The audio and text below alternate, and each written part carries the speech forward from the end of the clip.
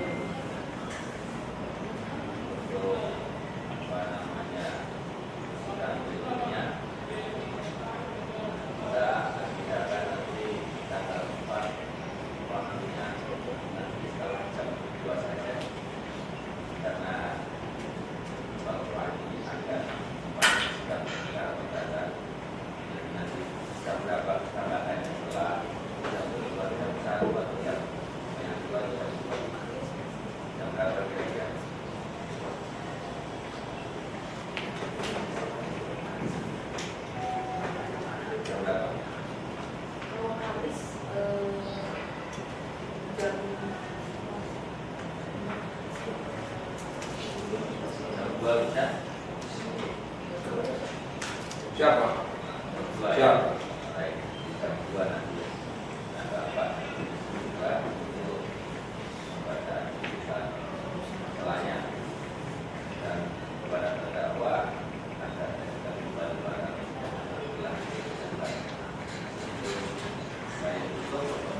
Ada yang mau disampaikan dari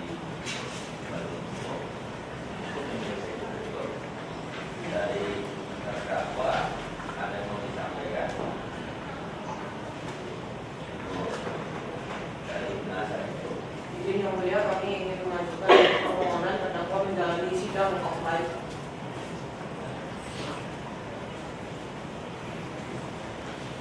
Garing Jakarta Barat garing 03 garing 2023 tanggal 30 Maret 2023 telah disusun sebagaimana mestinya dan telah sesuai dengan ketentuan pasal 143 ayat 2 KUHP, dan karenanya surat dakwaan tersebut dapat dijadikan dasar pemeriksaan perkara ini. 2. Menyatakan eksepsi keberatan dari terdakwa atau penasihat hukum terdakwa Natalia Rusli S.A. tidak dapat diterima dan ditolak, dan pemeriksaan perkara ini dilanjutkan. Demikian tanggapan jaksa penuntut umum terhadap eksepsi penasihat hukum terdakwa, dan selanjutnya kami serahkan penilaian sepenuhnya kepada majelis hakim dengan harapan dapat memberikan keputusan yang tepat dan adil. Jakarta 2 Mei 2023, penuntut umum ditandatangani. Terima kasih. Diajukan oleh penasihat hukum, terdakwa yang menyatakan penuntut umum tidak cermat dalam menguraikan identitas saksi korban dan suami saksi korban sehingga surat dakwaan penuntut umum dapat batal demi hukum. Pendapat atau tanggapan kami bahwa kami penuntut umum berpendapat bahwa kesalahan pengetikan terhadap identitas tersebut tidak dapat membuat surat dakwaan batal demi hukum sepanjang kesalahan pengetikan tersebut tidak mengubah materi dakwaan. Hal tersebut dipertegas dengan jurisprudensi putusan Mahkamah Agung nomor 1162/Pit/1986 yang mana dalam putusan ini menyatakan kekelirian pengetikan yang tidak mengubah materi dalam surat dakwaan tidak membawa akibat hukum.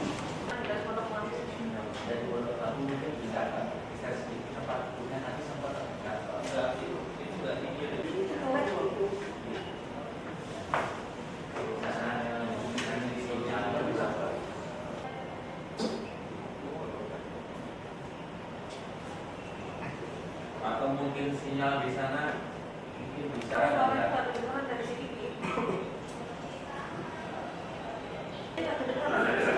Coba lagi ngomong deh, tes. Cuma telepon aja nih yang kedengaran. Coba tugas yang ada di sana bisa dibantu. Kalau petugas di situ pakai headset lagi kan? Nah, Dalam perkara ini berkesimpulan 1. Surat dakwaan kami nomor register perkara PDM strap 250 garing Jakarta Barat garing 03 garing 2023 tanggal 30 Maret 2023 sudah disusun secara cermat, jelas dan lengkap serta telah memenuhi syarat-syarat formil maupun material sesuai dengan ketentuan pasal 143 ayat 2 KUHP. 2. Eksepsi terdakwa Surat dakwaan telah memenuhi A. Syarat formil, yaitu berupa uraian lengkap mengenai identitas terdakwa, nama lengkap, tempat lahir, umur atau tanggal lahir, jenis kelamin, tempat tinggal, agama, dan pekerjaan. B. Syarat material, yaitu uraian secara cermat, jelas, dan lengkap tentang unsur delik pidana yang didakwakan. Berdasarkan ketentuan pasal 143 ayat 2 KUHP tersebut, fakta dan keadaan yang menyertai terjadinya perbuatan pidana bukanlah merupakan syarat Penuntut umum mempersiapkan surat dakwaan yang didakwakan pada undang-undang yang berlaku bagi terdakwa serta tidak terdapat kekurangan dan atau kekeliruan yang dapat mengakibatkan batalnya surat dakwaan. B. Yang dimaksud dengan jelas adalah jaksa penuntut umum harus mampu merumuskan unsur-unsur delik yang didakwakan sekaligus memadukan dengan perbuatan material fakta yang dilakukan oleh terdakwa dalam surat dakwaan. C. Yang dimaksud dengan lengkap adalah uraian surat dakwaan harus mencakup semua unsur-unsur yang ditentukan undang-undang secara lengkap. 2. Syarat-syarat eksepsi keberatan. Pasal 156 ayat 1 KUHP menyebutkan dalam hal terdakwa atau penasihat hukum mengajukan keberatan bahwa pengadilan tidak berwenang mengadili perkaranya atau dakwaan tidak dapat diterima atau surat dakwaan dibatalkan, maka setelah diberi kesempatan kepada penuntut umum untuk menyatakan pendapatnya, hakim mempertimbangkan keberatan tersebut untuk selanjutnya mengambil keputusan bahwa yang dimaksud dengan eksepsi adalah suatu upaya untuk mengajukan keberatan yang diberikan oleh undang-undang kepada terdakwa atau penasihat hukum setelah penuntut umum membacakan surat dakwaan. Demikian maka Terdakwa dan penuntut umum tidak ada permohonan dari pimpinan terdakwa untuk proses persidangan dilakukan secara offline, artinya terdakwa dan juga persidangan ya, atas permohonan dari tim penasihat hukum terdakwa dan ada musyawarah mufakat dengan majelis hakim. Nanti kita akan sampaikan pada sidang ya. Baik, ada lagi yang mau disampaikan? Cukup. Kalau tidak ada lagi yang mau disampaikan untuk persidangan dalam perkara ini, kita sudah membaca fakta dari kampus tanggal 4 Mei dan baik. Kemudian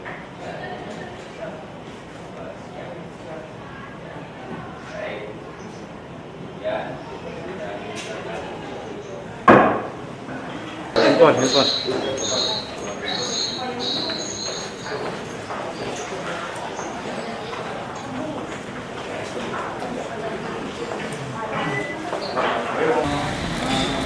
Gue sahabatnya banyak pada intinya aja. Ya, oke.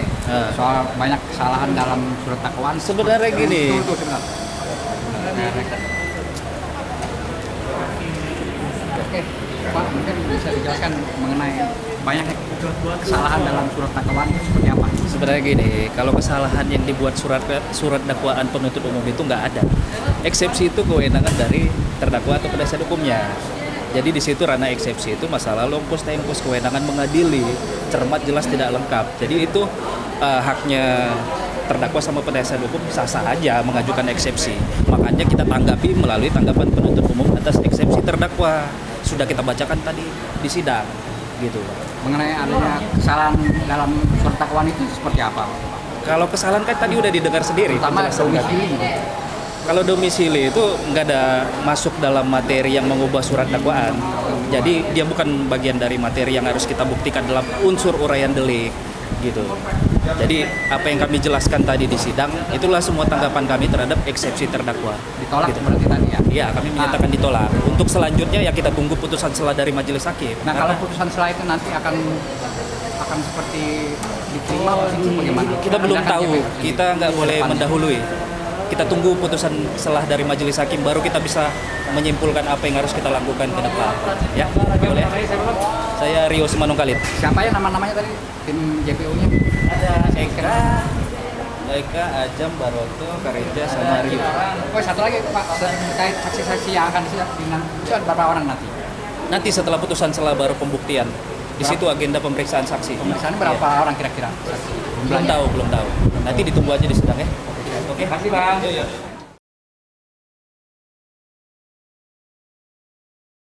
Mungkin Pak Yulisa bisa memberi penjelasan mengenai kabar bahwa majelis hakim yang menyidangkan perkara Notarius ini mengabulkan surat penangguhan penahanan yang diajukan oleh pengacara terdakwa.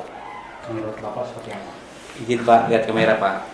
Jadi masalah penangguhan penahanan memang diatur dalam KUHP, tapi itu sepenuhnya kewenangan dari majelis. Nanti majelis mempertimbangkan atau tidak.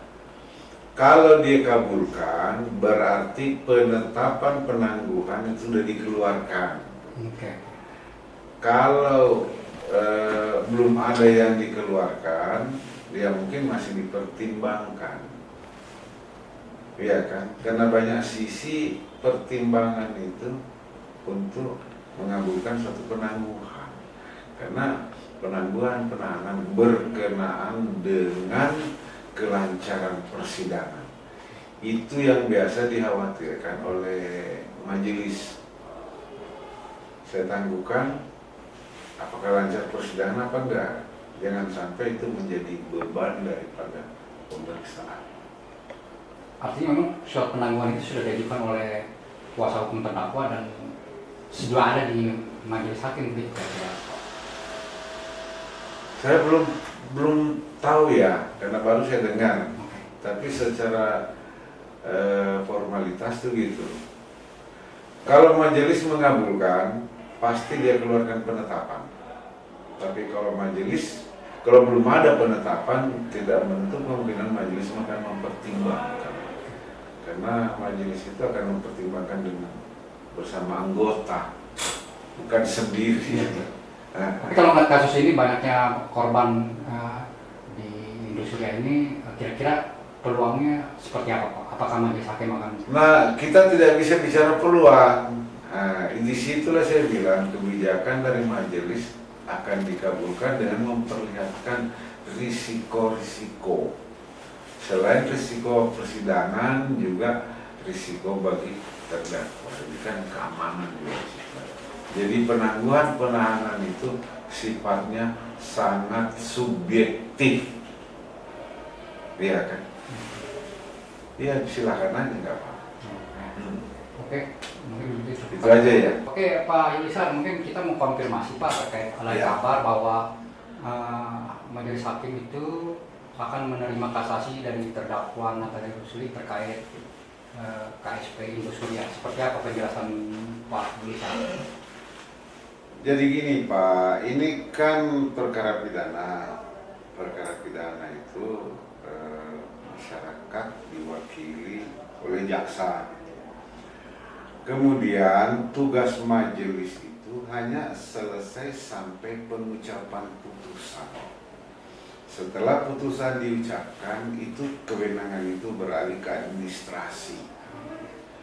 Jadi orang mengajukan kasasi, upaya hukum itu adalah kewenangan dari administrasi, kewenangan panitera.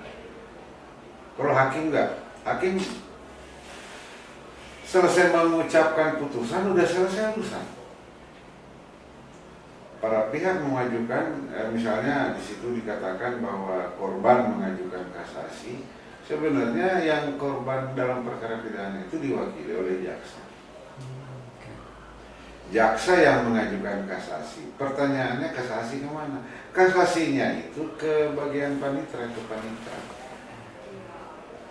Hakim itu tidak boleh menyatakan menerima atau menolak upaya hukum karena bukan kewenangannya. Hakim itu berwenang terhadap perkara itu hanya sampai putusan. Setelah putusan diucapkan, beralihlah kewenangan kepada kepaniteraan. Oh, gitu. Jadi salah lah kalau ada menyatakan bahwa hakim menerima.